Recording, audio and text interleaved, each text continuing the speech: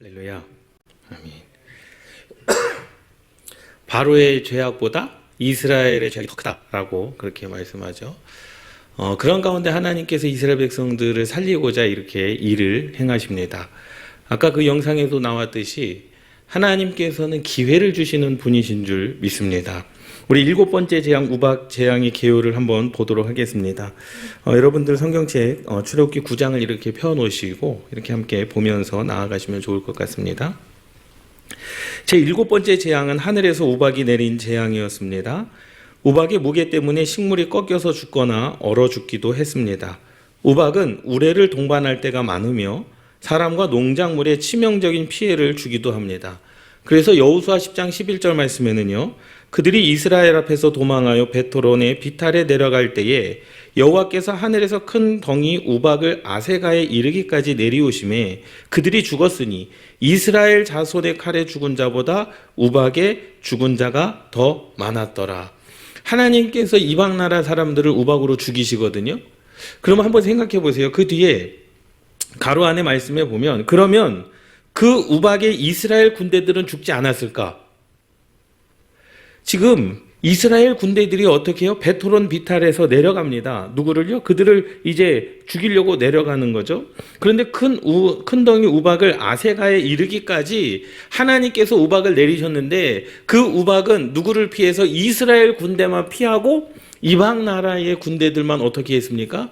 죽이는 역사가 일어난 줄 믿습니다. 놀랍지 않습니까? 예? 전혀 안 놀라우신가요? 예? 전혀 안 놀라우신가요? 그 현장에 똑같이 있었어요. 이스라엘 백성들과 이방의 군대들이 똑같이 그 현장에 있었지만 우박에 맞아서 죽은 사람들은 누구예요? 이스라엘 백성들은 그 우박에 맞아 죽은 사람이 한 명도 없었다라는 거죠.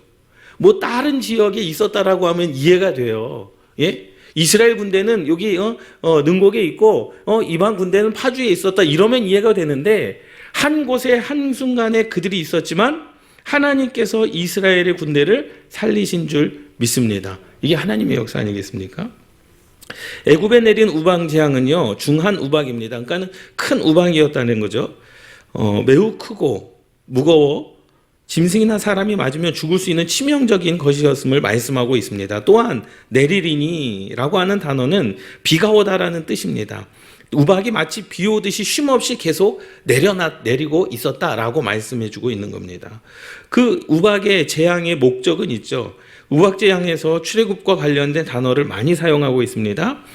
보내라, 내려라, 펴서, 보내지, 보내어, 샬라흐라고 하는 히브리 원어입니다. 똑같은 단어입니다. 그래서 이 샬라흐라고 하는 히브리가 사용되므로 이스라엘 백성들을 출애굽시키겠다라고 하는 하나님의 뜻을 분명히 말씀해주고 있는 거죠. 이미 그 단어가 들어갔다. 그런데 그 단어가 이미 벌써 6번에 걸쳐서 5번에 걸쳐서 기록되었다. 그 하나님의 마음이라는 거예요.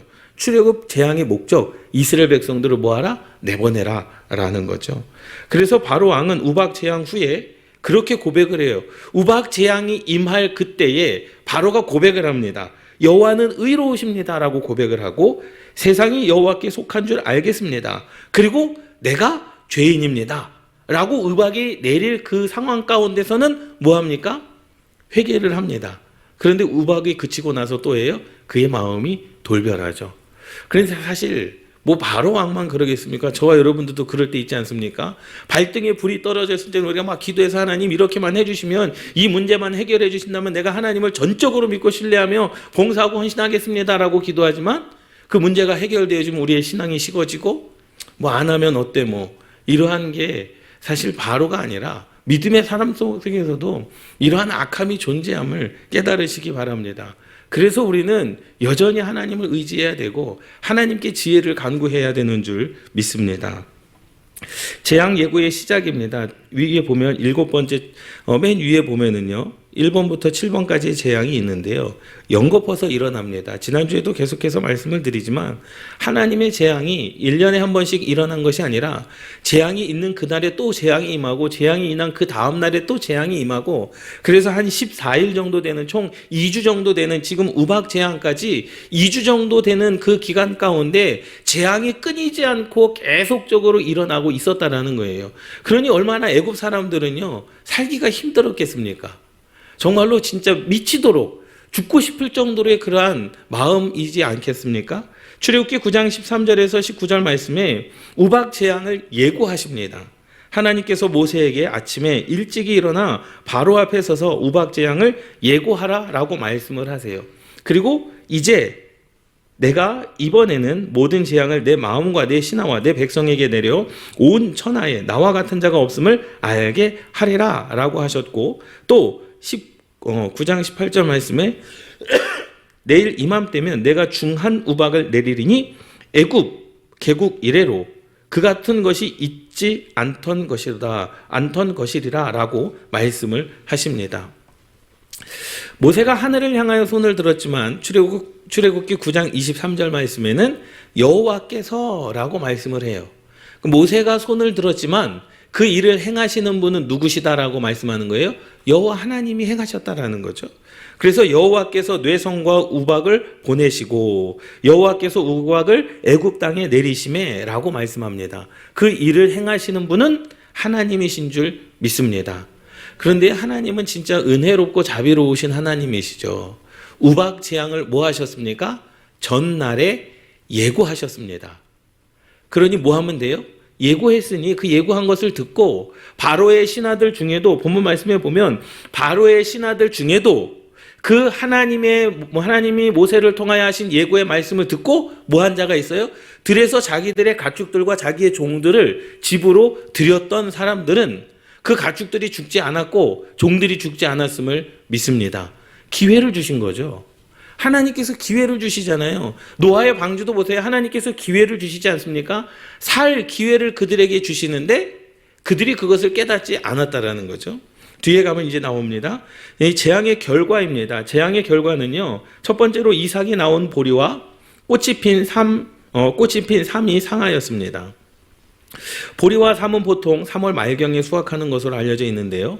따라서 땅 위에 나온 것을 피해를 받지만 땅 위에 나온 것은 피해를 받지만 아직 땅 속에 있는 것은 피해를 받지 않았다. 이것은 바로 살리기 위한 은혜인 줄 믿습니다. 땅 속의 것까지 하나님께서 피해를 줬다라고 한다면 애굽 사람들은 굶어 죽었겠지 않았겠습니까?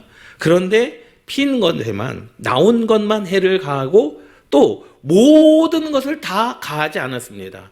일부만 해를 얻게 했다라는 거예요. 두 번째, 들에 있던 사람과 짐승이 죽었습니다. 우박이 내린 장소는 들이었습니다. 이것도 하나님의 은혜죠. 4대, 이 들이라고 하는 지역, 이것은 4대 지역인데요. 인적이 드문 야외입니다. 창세기 4장 8절 말씀에 보면 가인이 그 아우 아벨에게 말하고 그들이 들에 있을 때에 가인이 그의 아우 아벨을 쳐 죽이니라. 들에 있을 때에 사람이 없는 곳에 인적이 드문 곳에라는 거죠. 생각해 보세요. 하나님께서 우박을 내리시는데 사람들이 많이 모인 곳 무슨 명동이나 아니면 서울역 앞이나 사람들이 정말로 많이 모이는 곳에 우박을 내리신 것이 아니라 어디에 우박을 내리신 거예요? 사람이 인적이 드문 곳에 내리신 거죠. 그러니까 하나님의 재앙은 죽이기 위한 재앙이었습니까? 그들에게 기회를 주기 위한 재앙이었습니까? 기회를 주기 위한 재앙이었다라는 거죠. 이거 하나님의 은혜입니다.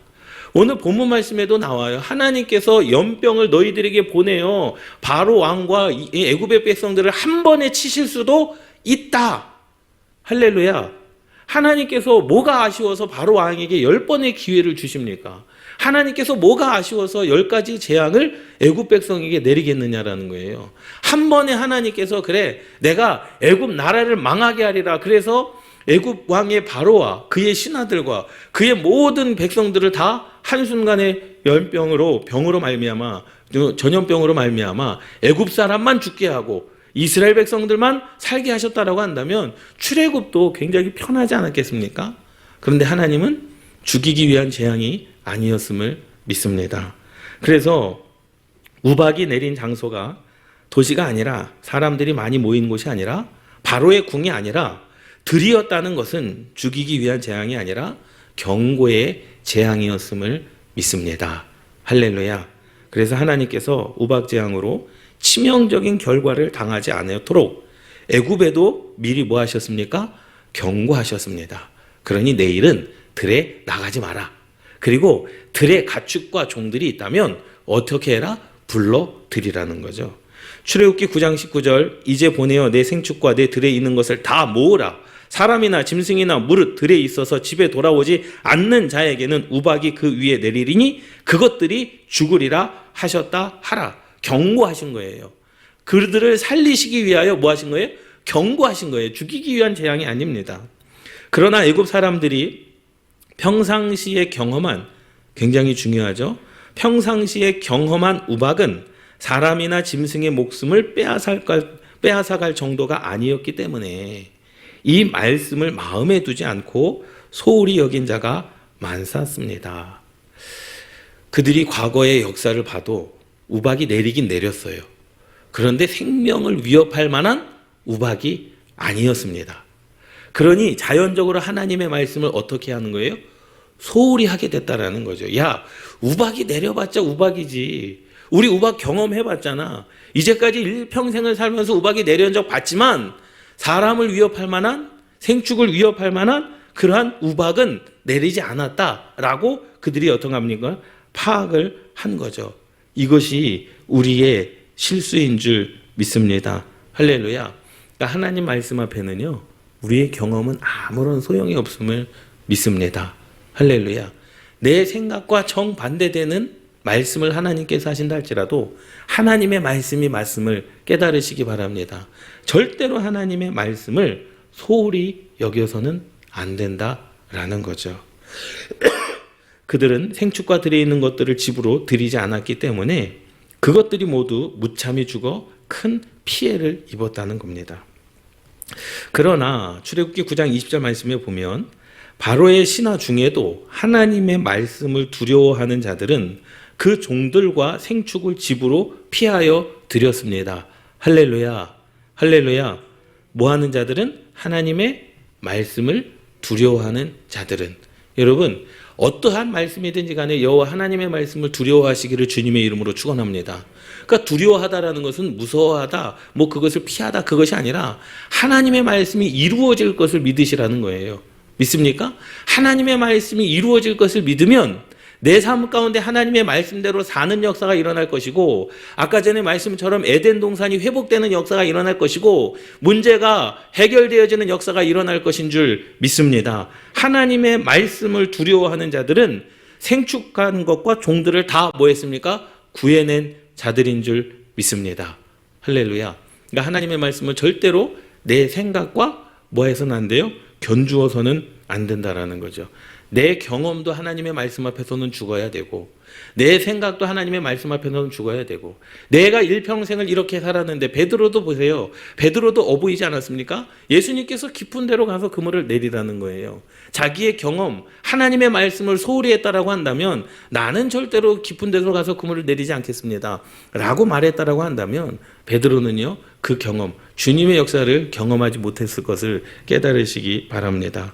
그래서 우박 재앙은요, 하나님의 말씀에 순종하느냐 불순종하느냐에 따라 생사를 결정하는 심판이었다라는 겁니다.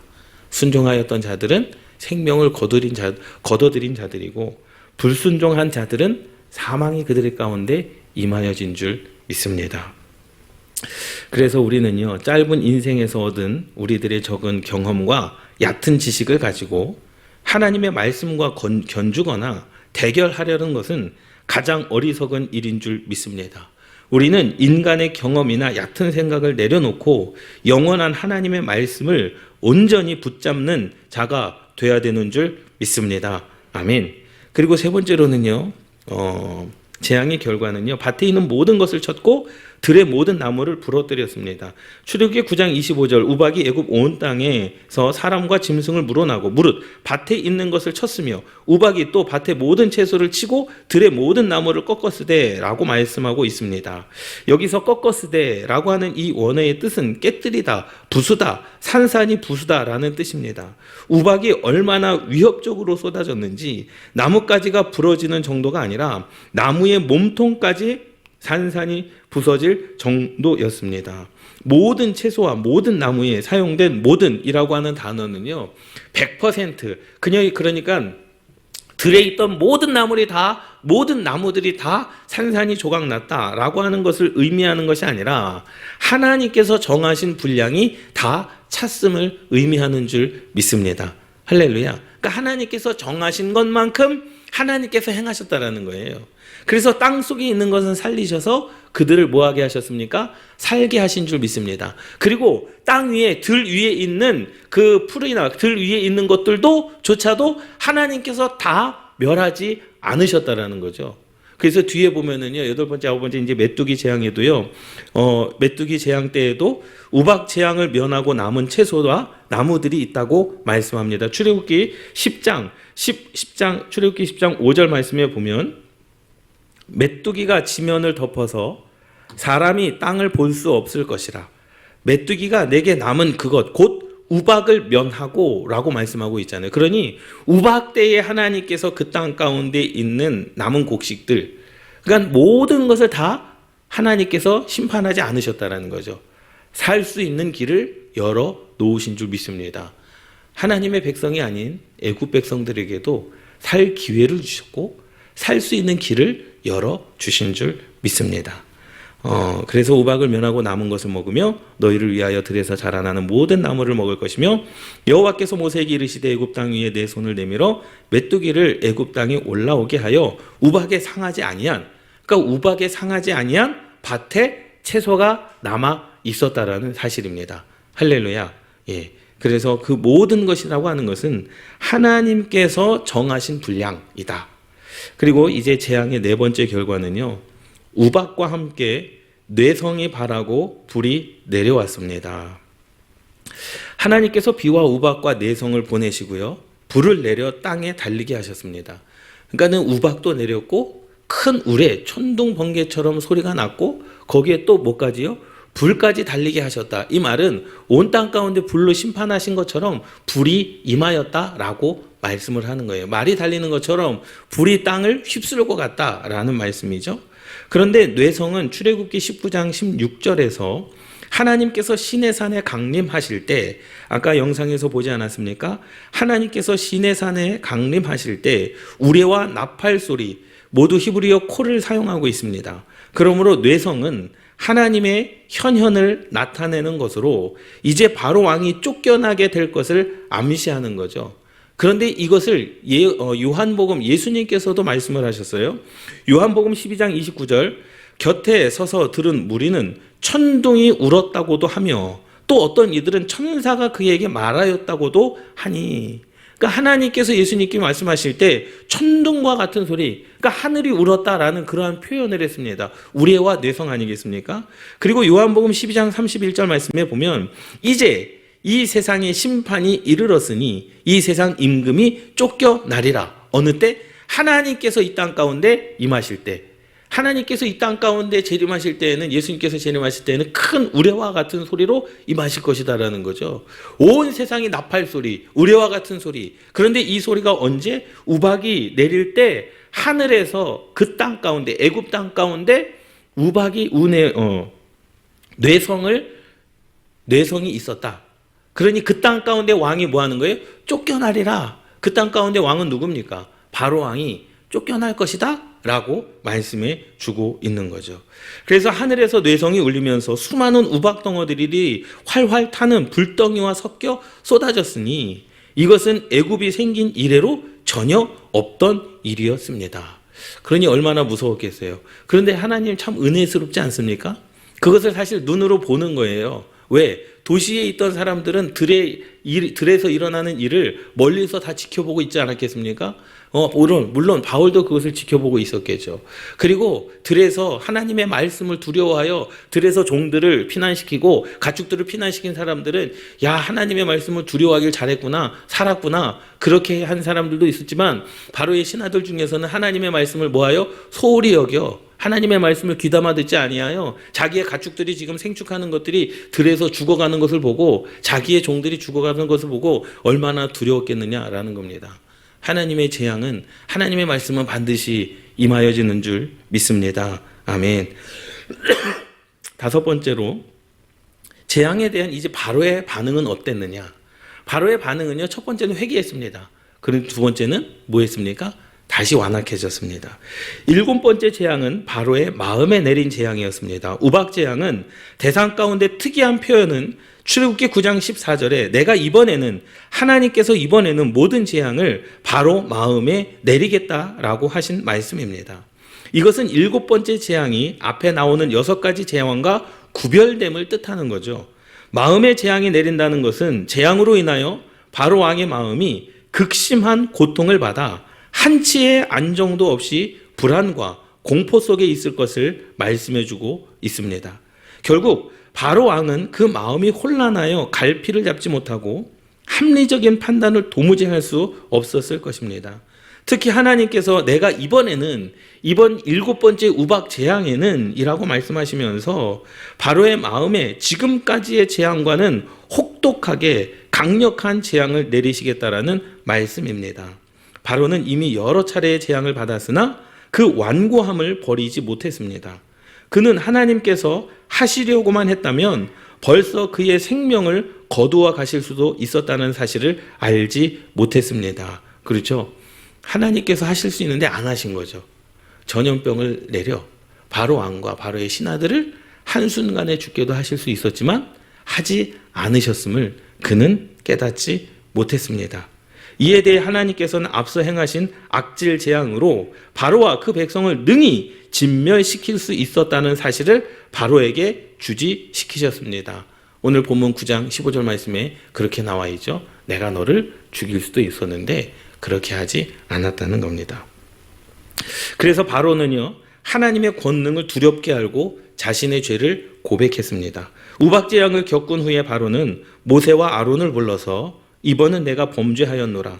여호와는 의로우시고 나와 내 백성은 악하도다. 여호와께서 구하여 이 내성과 우박을 그만 그치게 하라. 보세요.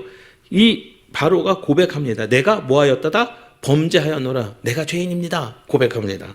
여호와는 의로우십니다. 하나님의 능력과 권세, 하나님의 의로우심을 찬양합니다. 그리고 우리의 백성은 약하다라고 고백합니다. 그러니 우리를 이 뇌성과 우박을 그만 그치게 하고 우리를 구원해 달라고 말씀하죠.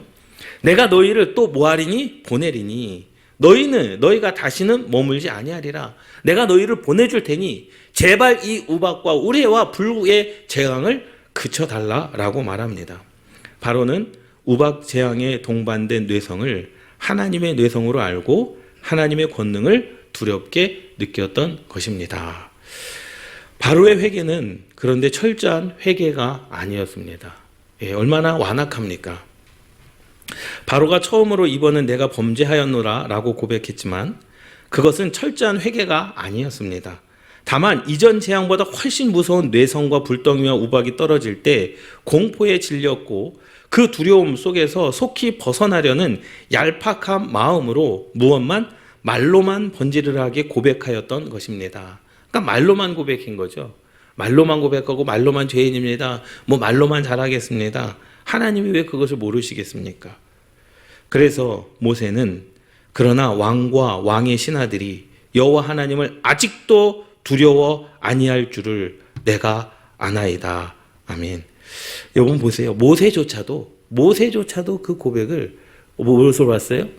아직도 여전히 하나님을 두려워하지 아니하시는군요. 말은 그렇게 해더라도 그의 보이는 모습에, 행동에 모세조차도 그러한 모습을 봤다라는 거죠. 그렇게 답하죠. 하나님께서 누구든지 이 재앙을 피하려고만 한다면 그 대비책을 강구할 만한 충분한 빌미를 주신 줄 믿습니다. 하루 전에 예고하셨잖아요. 내일 들에 우박이 내릴 것이니 너희들은 그 들에 있는 종들과 가축들을 다 집에 들이라. 이미 살 길을 말씀해 주시고 대비책을 강구할 만한 충분한 시간적인 여유까지도 주신 줄 믿습니다. 구원의 기회가 애굽인들에게까지 주어진 것은 하나님의 무한한 자비요 은혜요 사랑인 줄 믿습니다. 바로가 모세의 말을 듣고 그 명령에 순종했다면 이 무서운 재앙이 경고로만 그칠 수도 있었죠. 그런데 그 경고가 무엇이 됐습니까? 재앙이 됐습니다. 그러나 바로가 계속 완강하게 버텼기 때문에 재앙은 예고한 대로 임했습니다. 재앙을 예고해 주시는 것은 이를 피할 기회도 함께 주신 것입니다.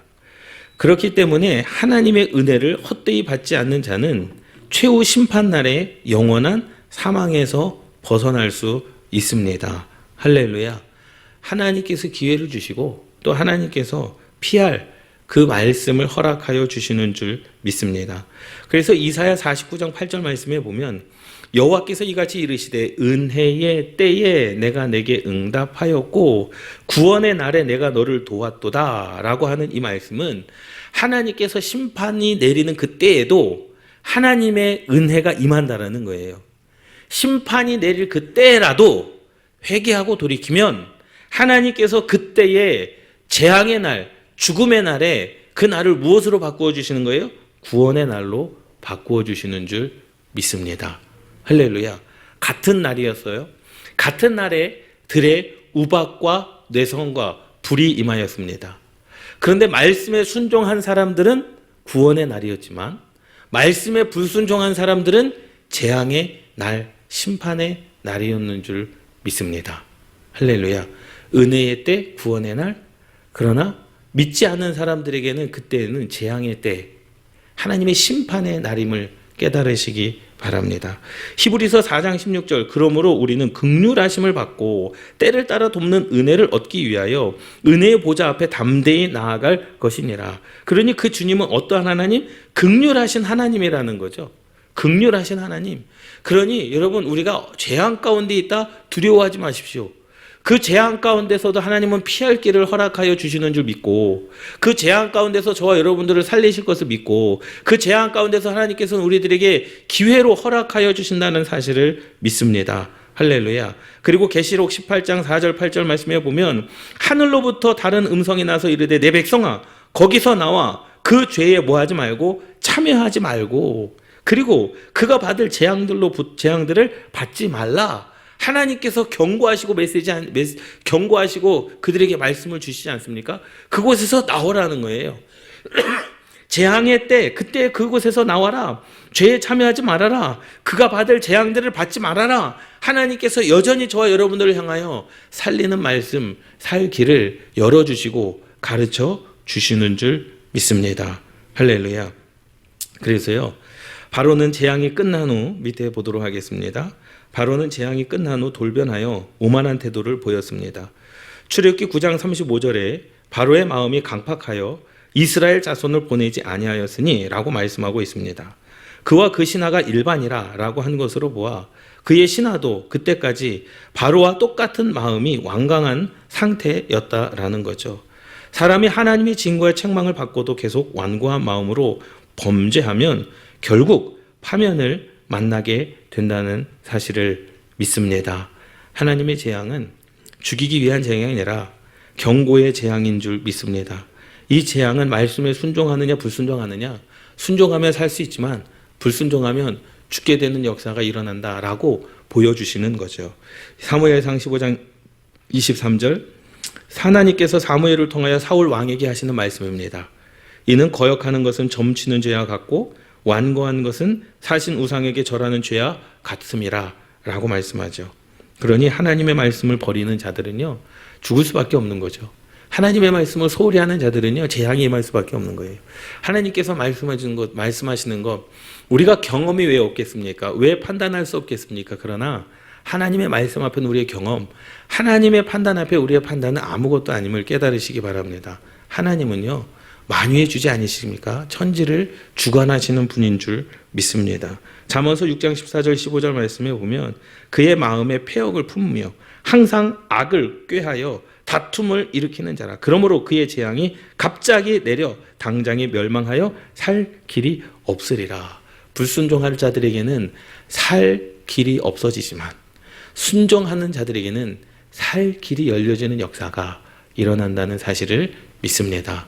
여러분, 이 말씀을 우리가 깊이 묵상하고, 때로는 하나님께서 저와 여러분들에게 시험을 주시고 환난을 주시고 고난을 주시고 고통을 주실 때도 분명히 있습니다. 그런데 그것은 재앙이 아니라 우리가 살 길인 줄 믿습니다. 그 가운데에도 은혜의 때가 있고 구원의 날이 있는 줄 믿습니다. 생사는 무엇에 달려 있느냐? 말씀에 순종하느냐 불순종하느냐.